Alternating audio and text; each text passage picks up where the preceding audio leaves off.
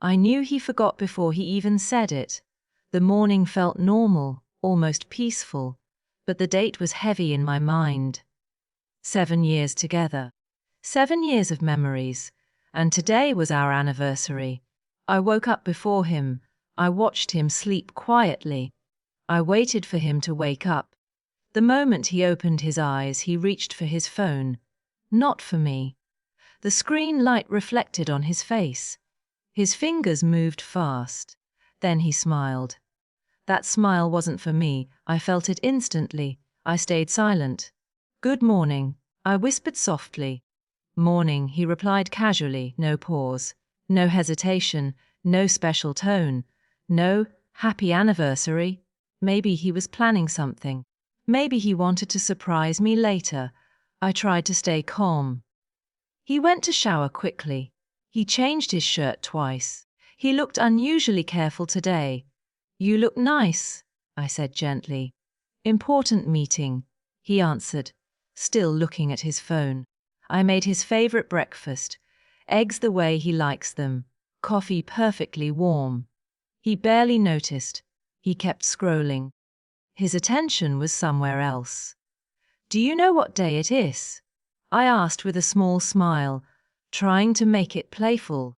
"Wednesday," he said casually, without even looking up. That word hurt more than I expected. I forced a laugh. "Yes, Wednesday." I looked away quickly. He kissed my forehead. It felt automatic, like a daily habit. The door closed behind him. The house became quiet. Too quiet. I stood still for minutes, listening to the silence, trying not to cry. Maybe he forgot accidentally. Maybe work was stressful. I kept making excuses for him. By afternoon, I felt restless. I started cleaning the bedroom. I needed distraction. I fixed the bedsheets, organized his drawer. That's when I saw it. A small gift bag, hidden under his side of the bed. My hands froze. My heart beat faster. So he didn't forget. I felt sudden relief. Maybe it was a surprise. Maybe I judged him too quickly. I smiled slightly. I pulled the bag out slowly. It was elegant and expensive, carefully wrapped. Inside was perfume, a brand I never use, a scent I don't like. My stomach tightened. This wasn't for me. I knew instantly. There was also a small card. My hands began shaking. I opened it carefully. "For you. You deserve something special." No name written, but it wasn't mine. I sat on the floor, holding that gift, trying to breathe normally. Maybe it was for his sister, maybe for a colleague, maybe I was overthinking. But deep inside, a quiet voice said the truth. He didn't forget. He remembered. He just chose her. The realization felt cold, like winter inside my chest. Everything suddenly made sense.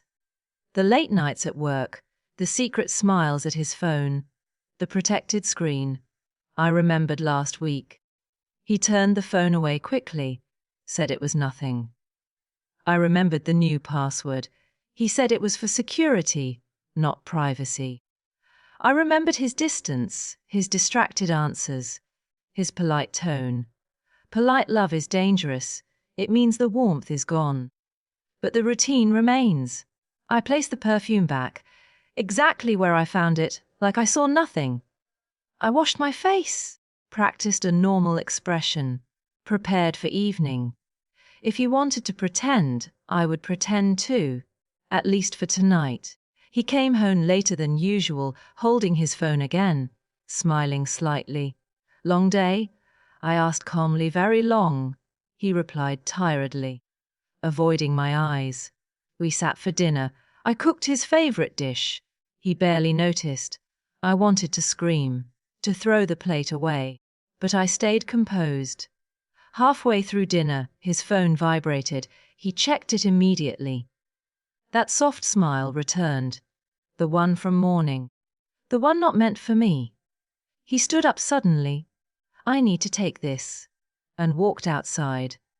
Through the window, I saw him laughing softly, his voice gentle. Gentler than it had been with me. When he came back inside, he avoided conversation, said he was exhausted. He went to shower again, took his phone with him, like it was fragile.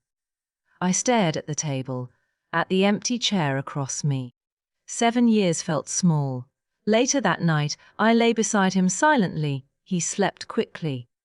Or maybe pretended to. I stared at the ceiling. The same ceiling as morning, but I felt different. I wasn't angry anymore. Anger needs energy. I just felt empty. I turned slightly, looked at his face in the dark. This man once chose me. He once couldn't forget small dates, once wrote me letters, once held my hand tightly. Now he forgot, or maybe he decided to forget. A single tear fell. I wiped it quietly. I didn't want him to notice. Because if he noticed, he might comfort me. And I don't know which hurts more, being ignored, or being comforted by someone who is already gone. I closed my eyes and accepted one truth. Today wasn't about forgetting. It was about replacing. And I wasn't ready for what tomorrow would reveal. I didn't sleep that night. I only pretended to, and I listened to his breathing. It was calm, peaceful, like nothing had changed. But everything had changed, at least for me, and he had no idea. The next morning I woke up before him again. This time I wasn't hopeful. I wasn't nervous. I wasn't confused. I was observant. He reached for his phone first. Like always. That habit spoke louder than words. A notification appeared briefly. A name. Just one letter saved with a heart. He quickly locked it. But I saw enough. My hands felt cold again. He went to shower, and this time he forgot something. His phone. It was on the bed, face down, silent. I stared at it. My heart started racing. This was the moment. I picked it up slowly. My fingers were shaking. I entered his birthday, wrong. I tried our wedding date, wrong. Then I tried something random, the day we first met, unlocked. For a second, I almost cried. He still used that date. But not for me. I opened the messages, found the heart icon. Her name wasn't saved fully. Just A. The conversation was long, months long, maybe longer. I scrolled slowly. Every message felt heavy, like reading my own betrayal. He called her beautiful. He called her special. He called her home. Home. That word broke me. Because last night, my home didn't feel safe either. There were pictures too, smiles I hadn't seen, places he said were business trips. I kept scrolling, ignoring the tears forming, ignoring the shaking inside me. Then I saw it, a message from yesterday. From him. Can't wait to see you tonight. My heart stopped. He was with her. On our anniversary, after leaving this house, I locked the phone, placed it exactly where it was, and walked to the mirror. My reflection looked different, not weaker, just awake. He came out smiling. Morning, he said casually. Like nothing was wrong. I smiled back. Morning, like I knew nothing. Silence can be powerful, and I chose silence, for now. That evening, he said he had another meeting, important again. I nodded calmly. Of course, I replied, no emotion in my voice. He hesitated. Maybe he expected questions, maybe he expected anger. But I gave him none. After he left, I followed him quietly. My hands were steady now, my breathing controlled. I needed to see it myself. He parked outside a small cafe, not expensive, not crowded.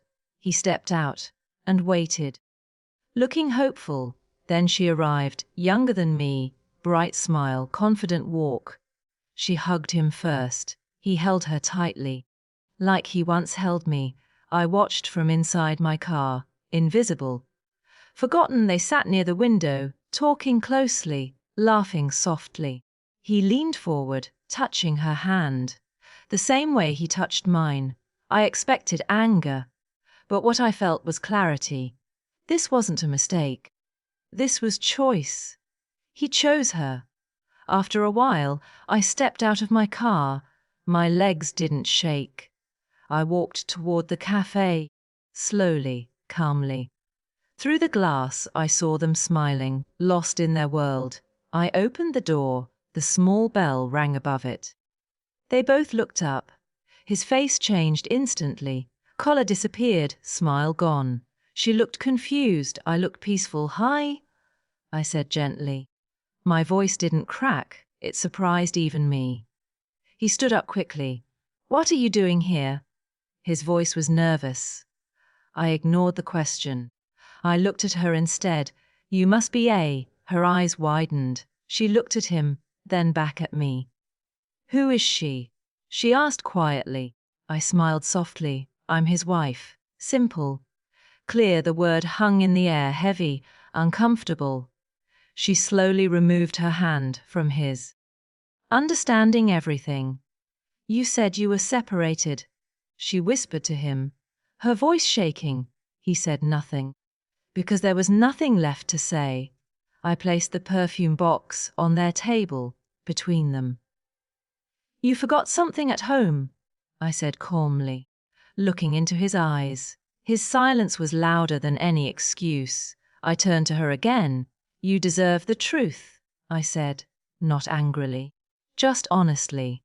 Tears filled her eyes, but not mine. Mine were dry now, because I had already cried, alone, in my own house. I stepped back slowly. "I hope it was worth it," I said to him quietly. Then I walked away. He called my name once, but I didn't stop. That night, I packed my bag, not in anger, in decision. 7 years deserved dignity, and I would give myself that. When he returned home later, the house was silent, like it had been yesterday. But this time, I wasn't inside. On the table, I left one note. 3 simple lines. "You didn't forget, you replaced. Now I choose myself." For the first time in months, I felt steady, not broken. Some anniversaries celebrate love. Mine celebrated awakening. He forgot our anniversary for her, but I remembered my worth, and that changed everything.